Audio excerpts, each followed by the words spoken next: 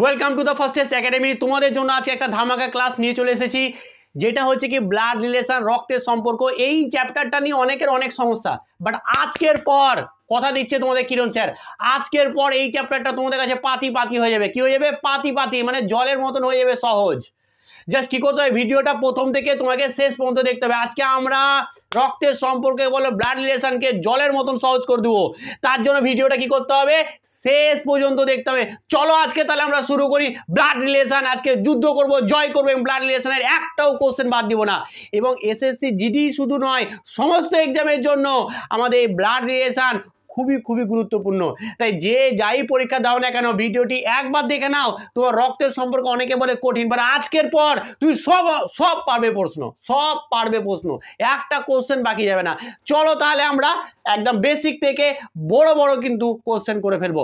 চলো দেখো, blood relation করার আগে আমাদেরকে কিছু বেসিক জিনিস জানতে হবে। সেই বেসিক জিনিসগুলো কি? এটা হচ্ছে রক্তের সম্পর্ক, মানে রক্তের সম্পর্কে আমার এটা কে হয়, আমার ওটা কে হয়, জাস্ট এইটুকুটাই। বাট কিছু কিছু জিনিস যেগুলো জানলে তুমি কাছে এগুলো সব কিছু অনায়াসেই মানে কোনো কিছু কি মানে কঠিনই লাগবে না। তাই আমি যা করব এখন সব কিছু খাতায় নোট করে নিবে, কারণ এগুলো নোট করা দরকার, এগুলো হচ্ছে ইম্পর্টেন্ট একটা জায়গা। চলো তাহলে আমরা একের পর এক কিন্তু সব কিছু বলছি, এবং সেগুলো কিন্তু একটার পর একটা নোট করবে। চলো দেখো, প্রথমে আসছে আমরা কি বের করছি, যে ব্লাড রিলেশন। ব্লাড রিলেশন করার জন্য আমাদেরকে দুটো জিনিস জানতে হবে। একটা হচ্ছে যে কি ছেলে, আর একটা হচ্ছে যে কি মেয়ে। এই দুটো জিনিস জানতে হবে। এই দুটো কি, দেখো ছেলের ক্ষেত্রে আমরা ছেলে যখন আমরা পাবো কোনো ক্ষেত্রে, তখন সেটাকে আমরা প্লাস দিয়ে ডিনোট করব। যখন মেয়ে পাবো তখন সেটাকে মাইনাস দিয়ে ডিনোট করব। তার মানে আমি ধরে নিচ্ছি কি এ একজন ছেলে, তাহলে সেটাকে আমি কিভাবে লিখবো, এ ওপরে প্লাস দিয়ে, বি একটা লিখলাম সেটা হচ্ছে মেয়ে, তাহলে বিটাকে আমি মাইনাস করে লিখবো। আশা করি এই নিয়ে কোনো ডাউট নেই, বাস এটা শিখে গেছে তুমি 50% পেরে গেলে। এটা বুঝতে পেরেছো কি?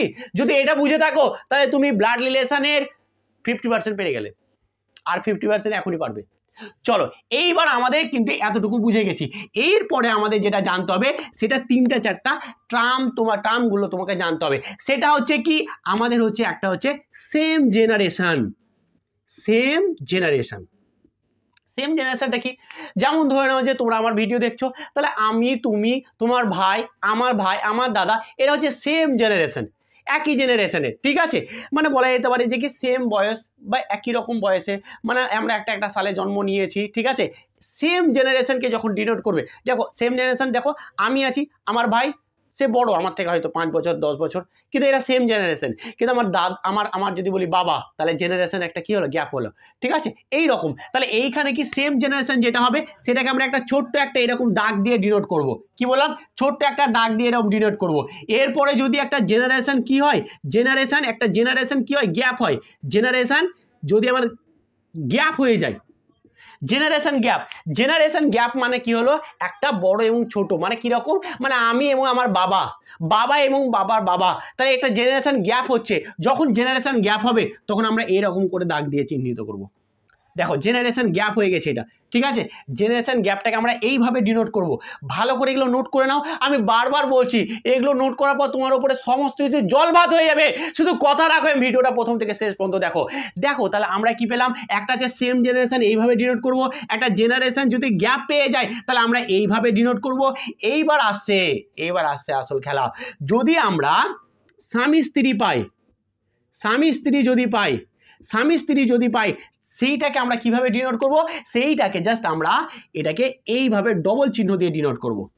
তার মানে আমি বলছি যে কি এ আর বি দুটো স্বামী স্ত্রী, তাহলে আমরা এরকম করে ডিনোট করব, এবং একজন মেয়ে একজন ছেলে হবে। তাহলে আমি এটাকে প্লাস ধরছি, তাহলে অবশ্যই এটা মেয়ে হবে। বোঝা গেছে? তো এইভাবে করব। তাহলে কি জিনিস শিখলাম, একটা প্লাস মাইনাস শিখলাম, যেটা হচ্ছে প্লাস হচ্ছে ছেলেদের জন্য, মাইনাস হচ্ছে মেয়েদের জন্য। সেম জেনারেশন ক্ষেত্রে আমি এইভাবে ডিনোট করব। জেনারেশন যদি একটা গ্যাপ হয় তাহলে আমি এইভাবে ডিনোট করব। আমি যদি স্বামী স্ত্রীকে দেখি তাহলে এইভাবে ডিনোট করব। বলো হয়ে গেল? তোমরা 100% শিখলে। আর কিচ্ছু নয়, যে এতটুকু পেরে যাবে। এবার আমি তোমাদেরকে একটার পর একটা কোশ্চেন করব, তোমরা সমস্ত কিছু নিয়ে পারবে। বাট এতটুকু বুঝতে পেরেছো তো? অনেকে স্যার কি বলছেন আপনি, এতটুকু হয়ে গেল, সব হয়ে গেল? এক্স্যাক্টলি, তুমি এতটুকু যদি বুঝে থাকো তাহলে তুমি ব্লাড রিলেশনের সব প্রবলেম পারবে। কিরণ স্যার তোমাদের সামনে অন ক্যামেরা তোমাদের একদম কথা দিচ্ছে যে তুমি সব পারবে। ঠিক আছে, চলো এরপর আমরা এবার কি করব, কোশ্চেন অ্যাটেন্ড করবো। কোশ্চেনগুলো কিভাবে সলভ করব তোমরা জাস্ট দেখে নাও যে কিভাবে আমরা কোশ্চেনগুলো সলভ করতে পারছি এবং তোমরাও কিভাবে পারবে। চলো তাহলে আমরা প্রথম কোশ্চেন নিয়ে এসেছি, চলো প্রথম কোশ্চেন নিয়ে চলে এসেছি। দেখো প্রথম কোশ্চেনটা আমি কিভাবে সলভ করছি, আর তোমরাও এইভাবে সলভ করবে কোশ্চেনগুলো, সবই পেরে যাবে, জলের মতন সহজ যাবে, পাতি পাতি হয়ে যাবে, পাতি পাতি। জাস্ট এইখানে ফার্স্ট এজ একাডেমি প্রত্যেকটা চ্যাপ্টারকে তোমাদের কি করবে, সে অঙ্ক হোক রিজনিং হোক সমস্ত কিছুকে তোমাদের দিমাগে ঢুকিয়ে দিবে। এই কিরণ স্যার তোমাদের সমস্ত কিছু দিমাগে ঢুকিয়ে দিবে, এটা কথা দিচ্ছি তোমাদেরকে। চলো কি প্রশ্ন বলছে দেখো, বলছে রমেশের ভাই হচ্ছে সুরেশ, রমেশ হলো গোপালের পুত্র, তাহলে গোবিন্দ হলো গোপালের বাবা, তাহলে সুরেশ গোবিন্দর কে হয়।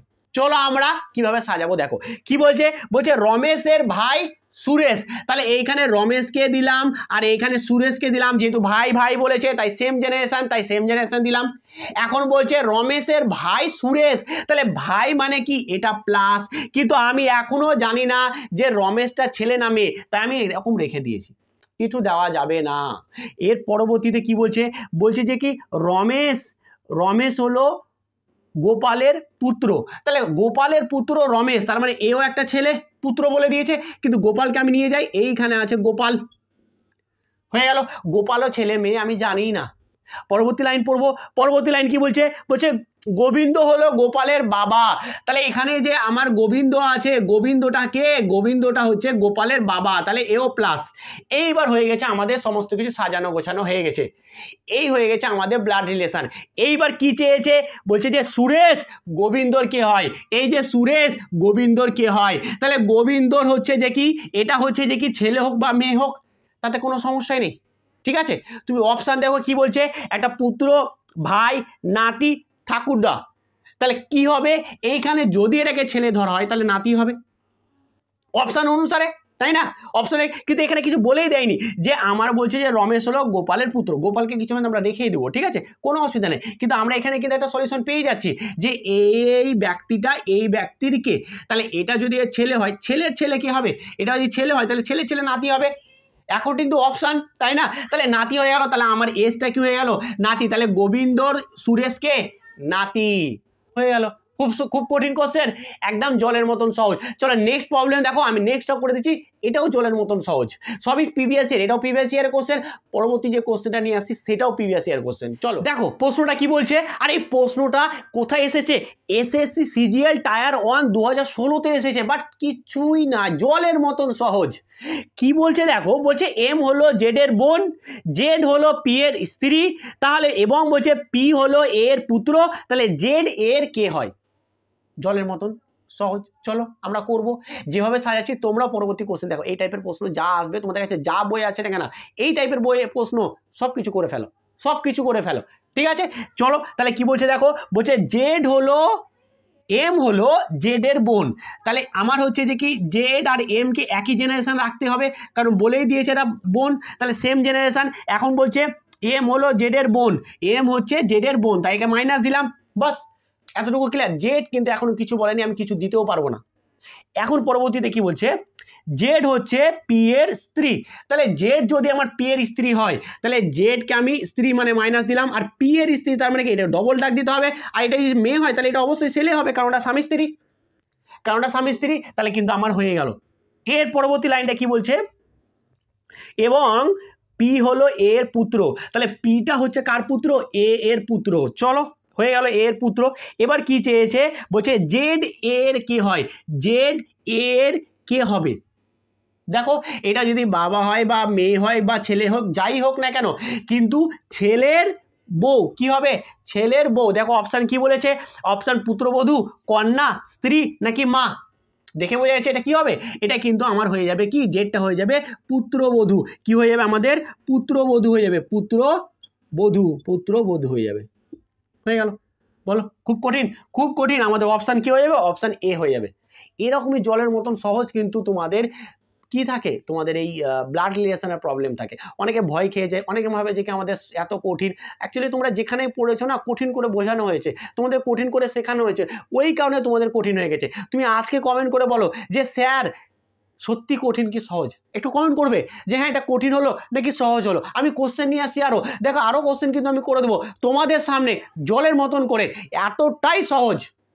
চলো তাহলে আমরা এবার কি করব, নেক্সট কোশ্চেন বলার আগে জাস্ট একটা কথা বলে দিই। দেখো এই লাইনে চলে এসেছো, যারাই পড়াশোনা করছো, যারাই ভাবছো যে আমি চাকরি করব, যারাই জীবনে ভাবছো যে কি আমি একটা জায়গায় যাব, তাহলে কিন্তু সময়ের সাথে সাথে তোমাকে কিন্তু এগিয়ে যেতে হবে।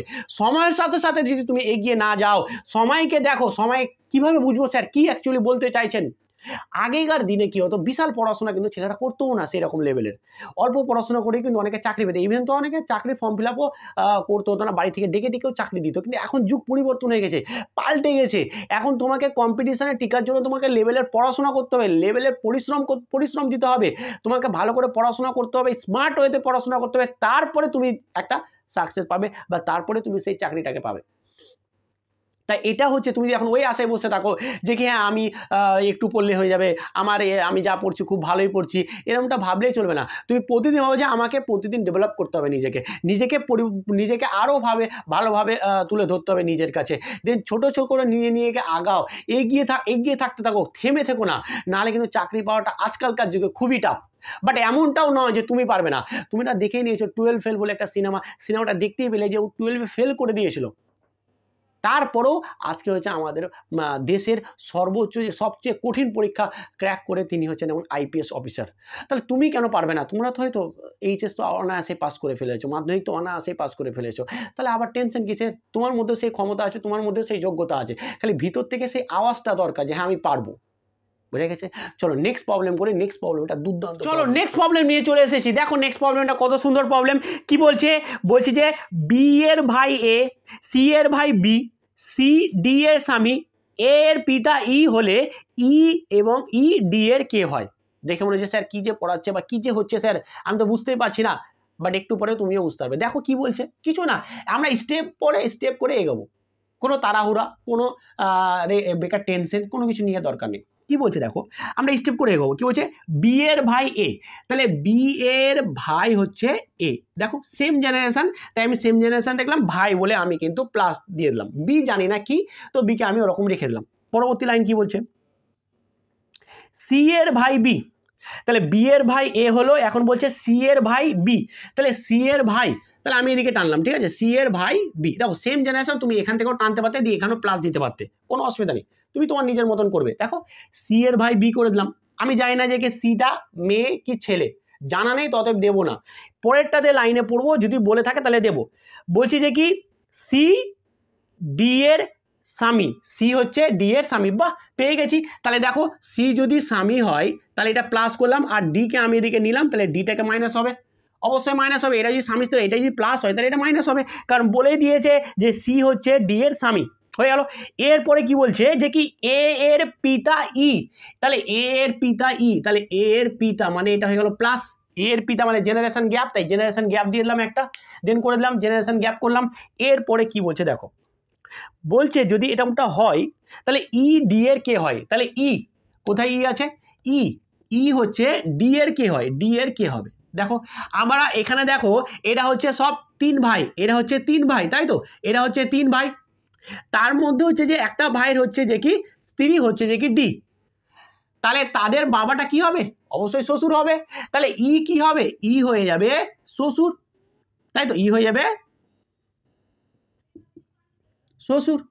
কার শ্বশুর হবে, কার শ্বশুর হবে, ডি এর শ্বশুর, তাই তো, ই হচ্ছে ডি এর কি শ্বশুর। তাহলে অপশান কি আছে, অপশান হচ্ছে আমাদের সি অপশান, যেটা হচ্ছে সঠিক অ্যান্সার। হয়ে গেল।